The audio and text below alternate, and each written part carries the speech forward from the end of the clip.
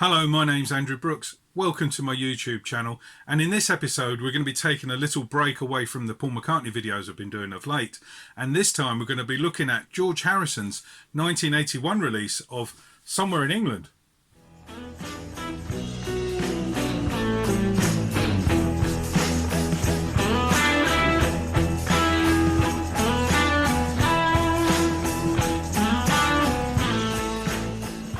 And welcome, and thank you for rejoining me on my YouTube channel.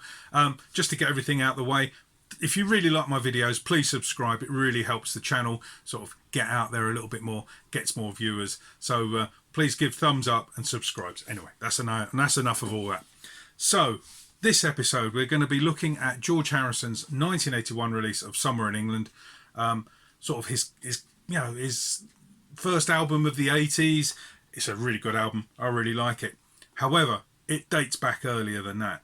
If we go back to 1979, October the 30th to be precise, that's when he started recording for whatever the new album was going to be called. Obviously, he didn't know it was going to be Somewhere in England then. But yeah, he started recording his tracks, and it actually lasted, the whole recording session lasted exactly a year, from October the 30th, 1979 to October the 30th, 1980.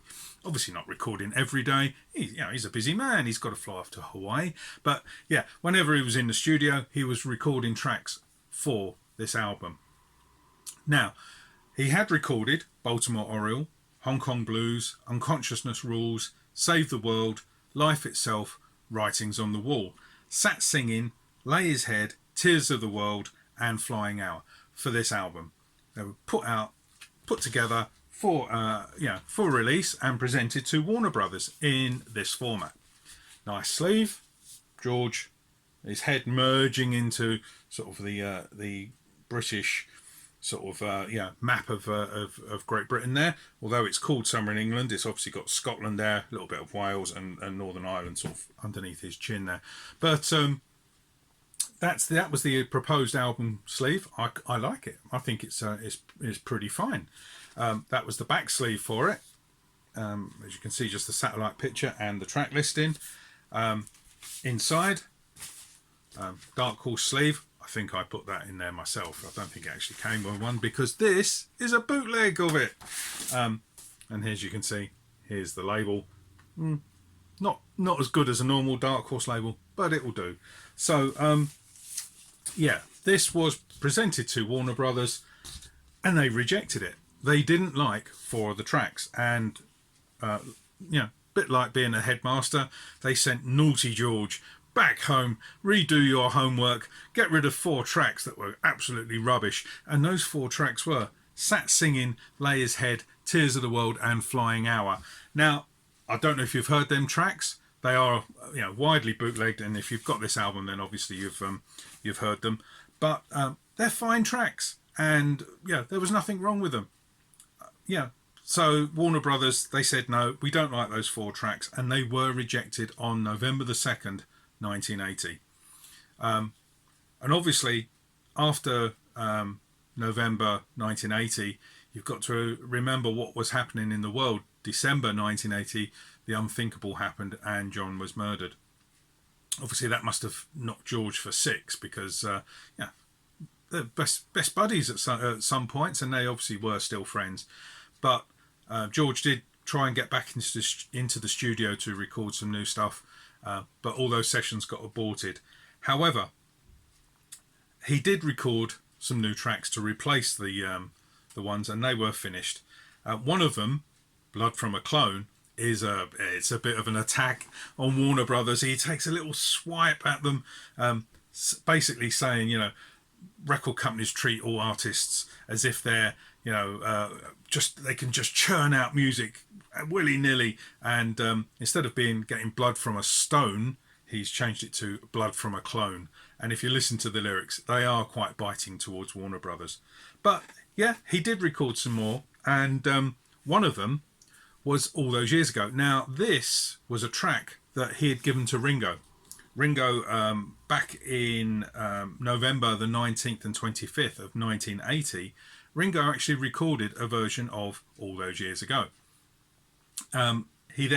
George then kept the backing track with Ringo drumming and rewrote the lyrics, sung the new lyrics over top of the drumming track, and obviously the guitars that he'd recorded. Not only that, he only goes and gets Wings to back him. So when I say Wings, that's sort of the trio carnation of Wings. So he gets Paul, Linda, and Denny Laine to record backing vocals. George Martin is present there as well. Oh my word! And he obviously then makes this a tribute to John. It was written with John in mind, and it's fantastic. It was a great song. I know a lot of people, it's probably say it's not his best work, but hey, it's got three of the Beatles on it. It's got George Martin present. Now there are some photos, 3 photos from this session that I'm aware of. I'm sure there must be heaps more knocking around at Henley, and maybe we'll come on to that at the end. But the 3 photos are, there's 2 of Paul, George Martin and George Harrison in the studio together, and then Club Sandwich, Paul's fanzine, printed a very small black and white photo of Paul, Denny Laine and George in the studio at the same time. So there must be more. Please let there be more, and please let us see them. So All Those Years Ago was issued as a single, and it was issued on, let me look, June the 1st, 1981 in the USA, and June the 5th, 1981 in the UK. It didn't do too shabbily in the charts, actually. Number 11 in the US, number 3 in the UK. Wow, George Harrison, number 3 in the charts. How fantastic is that? And I'm pleased to say I bought it on day of release, and here's a copy of it. Not the original one, I'll show you that one in a second, but this is how it was issued in the UK. And this one here, I'll show you the back of it as well. Got a white background with the lyrics on. This one here I think is from something like Netherlands or France, somewhere like that. Little similar yellow background with a yellow yellow background and the words there. And this one here is from Belgium. It's the same both sides. It's a little bit boring, but here is my original one from the day of issue, and I've kept it here because to Andy, George Harrison, he signed it for me at Abbey Road. Different, that's another story. I'm just showing off now, I know, but this is the one that I bought on day of release that helped to get to number 3 in the UK charts. So what other things happened? Well, in the US, they got a very nice promo 12-inch single there. That's the promo of it, and it was never actually issued as a 12-inch single, so that's rather nice. What else happened? So we had a second single from it called Teardrops, and that was issued in the States on July the 24th, and in the UK July the 31st. So here's the single. That's the UK single. It's very nice. I like it. It's a great single, Teardrops, and Save the World as the B-side. So that's the single. Did absolutely nothing in the charts. It bombed, unfortunately, because it was following All Those Years Ago and then nothing. So I hear you ask, whatever happened to those 4 tracks that Warner Brothers rejected? Or maybe you didn't ask, I'm just surmising, but it is a fine question. Now, out of those 4 tracks, only one has been commercially available, i.e. you could go down the shop and buy it, and it cropped up on the B-side of Got My Mind Set on You, which was obviously a later release, and the track is Lay His Head. So yeah, it cropped up on the B-side of a 12-inch single later on. The other ones I'll come on to later, because I haven't actually shown you the finished article. Here is Somewhere in England.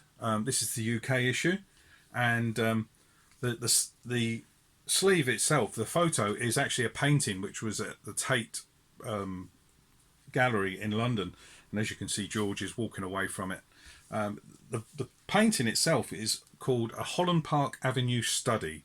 Holland Park Avenue is a real road in London, presumably the artist has painted, what he could see as the street, and George has then just stood in front of it as if he's laying down on the street, and he's there somewhere in England.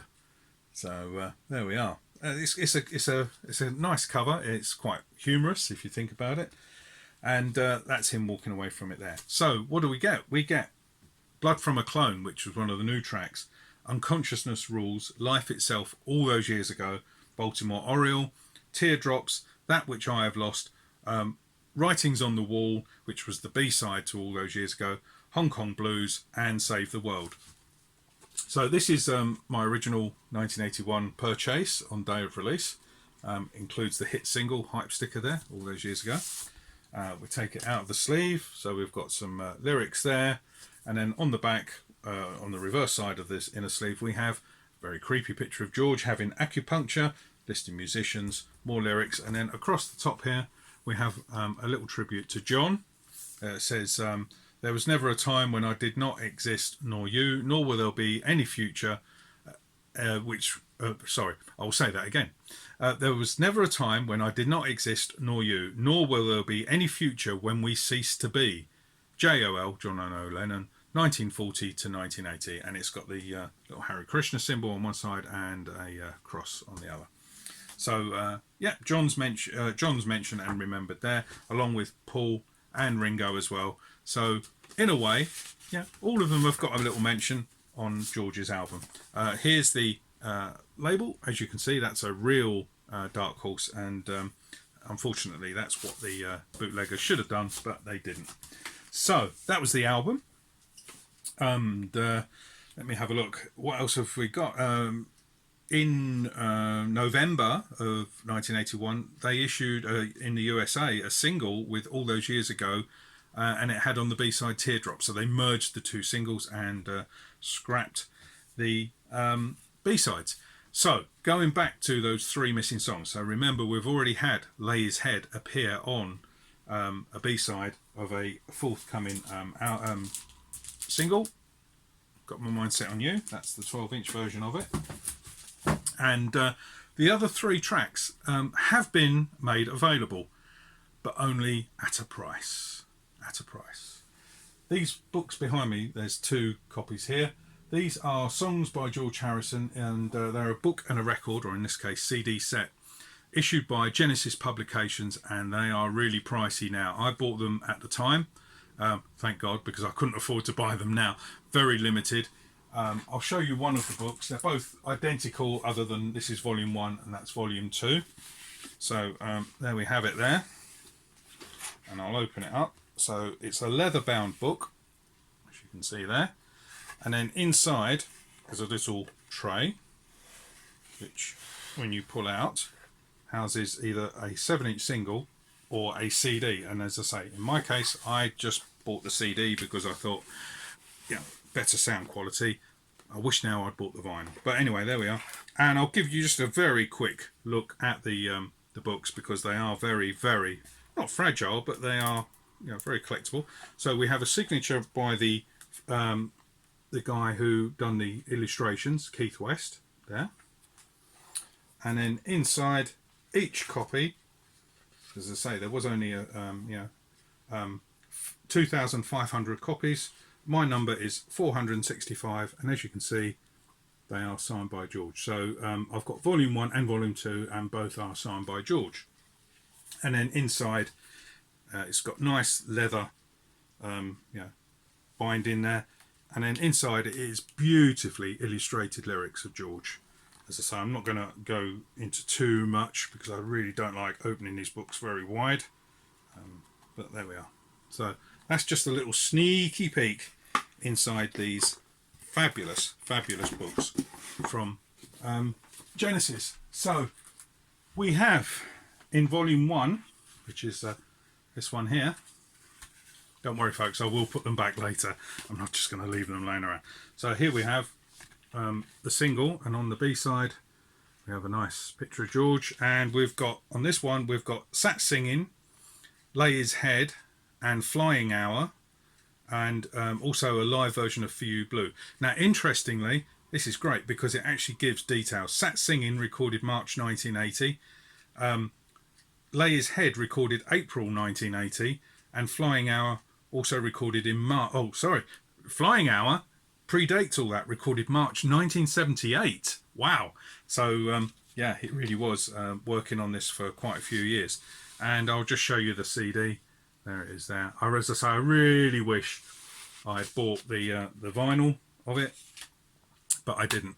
And then in this book here, we have the second one with the other track that was rejected. So as I say, on this one we've got Sat Singing, Lay His Head, and Flying Hour. And then in that one we've got Tears of the World plus 3 other tracks. I can't remember what they are off the top of my head, and I'm not going to open that one as well. So that is all of the material, or is it? Because in 1985 this got issued, and it's a Greenpeace album, and one of the tracks says here, one George Harrison. You turn it over, and one of the tracks here, if I can find where it is on the list, number 13 it's on side 2, is Save the World, which is a track that appeared on the final released version. However, it's a different mix. It's I think they've even changed the words to, George has even changed the words to some of them about the chopping of the trees down. He quotes, 200 million acres in every hour on the album, and then it's like, 2,000 million acres or something like that. But he changes the words, and it's a different mix. So, thinking about what we're getting now from all Beatles camps, we're getting archive collections from McCartney. We're getting the box sets of Plastic Ono Band. We're not getting much from George, are we? I mean, we did have the George sort of box set of Dark Horse stuff, and this is the version that appeared in it. It's not the one with the original track listing. It's the one that actually got released with an additional track of a demo of Save the World. So there we have that. And then if we look inside, we can then see some more fantastic pictures from inside the art gallery. There we are, another one of George. So George with a young Danny, and there we are. So we are, we haven't really got very much material released. I can't believe that there aren't more versions sitting in the studios at Friar Park. This is the original CD that came out, whenever this, I'm just trying to see on the back, it doesn't actually give me a release date. Obviously it wasn't on CD at the time because we didn't have CDs in 1981. Well, I certainly didn't have one, but this was issued later, at a later date. So as I said, we're getting archive editions from McCartney. We're getting the box sets from the Lennon camp. We're getting box sets from the Beatles camp. White Album, 50th anniversary of this. So thinking about it, I wonder, could we get some sort of bonus box set, archive, deluxe edition of George tracks, of George albums even? I think it would be a good starting point somewhere in England, because we know for sure that they could easily put the original album in with all the artwork, and we've got the album that was eventually issued with all the artwork. We've got outtakes because we already know that there's some demos out there. And I'm surprised that the Harrison camp haven't started thinking about it from this perspective. Don't get me wrong, I'm glad, because I don't my wallet couldn't stand purchasing all these things, but I really want to hear all the tracks. I really want to see all the photos from the session, but the sessions. But anyway, thank you for watching this video. Hopefully you've enjoyed it. Hopefully you've learnt something. You never know. Hope you enjoyed seeing inside the Genesis books, and I'd just like to say thank you very much for watching. There'll be some links, for the videos here, and there's probably a subscription. Please subscribe. It really does help me get the video noticed and seen, and the word spread. Always love getting your comments, and also just hearing, if you've got something to say about the videos. I know I always respond to questions and stuff like that. But anyway, thank you very much for watching. and I'll see you next time.